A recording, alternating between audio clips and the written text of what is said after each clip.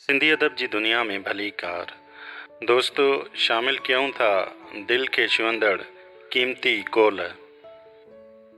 ज़िंदगी तमाम मुख़्तसिर आहे, प्यार करण लाइ भी मुख़्तसिर।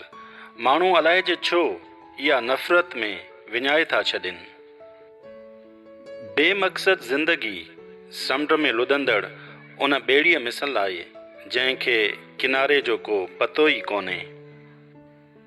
ज़िंदगीअ जे मिठे रस भरियल ॾींहंनि में निम जहिड़ा कोड़ा ज़ाइको रखंदड़ ॾींहं बि ईंदा आहिनि। इंसान जी बुलंदी इहा आहे त हू मिठाण सां गॾोगॾु कोड़ाण जो ज़हर बि पंहिंजी निड़ीअ में ओते। ज़िंदगीअ में अगरि कॾहिं हाराए त उन लाइ रो न, वरना तोखां तुंहिंजा दोस्त, तुंहिंजी मंज़िल ऐं तुंहिंजो वक़्तु सभु परे हलिया वेंदा ऐं तूं पंहिंजनि ॻोढ़नि समेत अकेलो रहिजी वेंदे। हसद हिकु पथर आहे जेको तव्हां दुश्मन ॾांहुं उछलायो था, पर इहो रस्ते मां ई मोटी अची तव्हां जे मथे में लॻे थो ऐं तव्हांजो दुश्मन बणिजी पवे थो।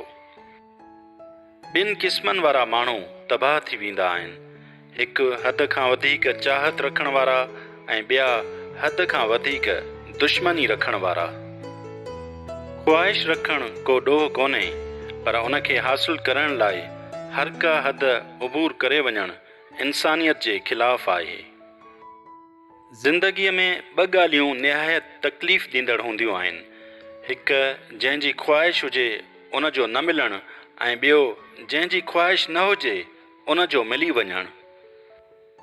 सखावत इहा नाहे त तव्हां साहिल खे इहा शइ ॾियो जा तव्हां वटि वधीक आहे, बल्कि सखावत इहा आहे त तव्हां साहिल खे इहा शइ ॾियो जंहिंजी ज़रूरत तव्हांखे साहिल खां वधीक हुई।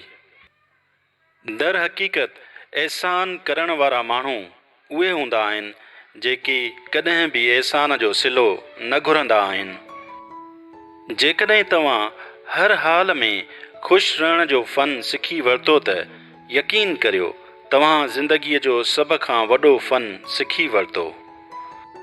अल्लाह ताला इंसान खे बेपनाह खूबियुनि ऐं सलाहियतुनि सां नवाज़ियो आहे।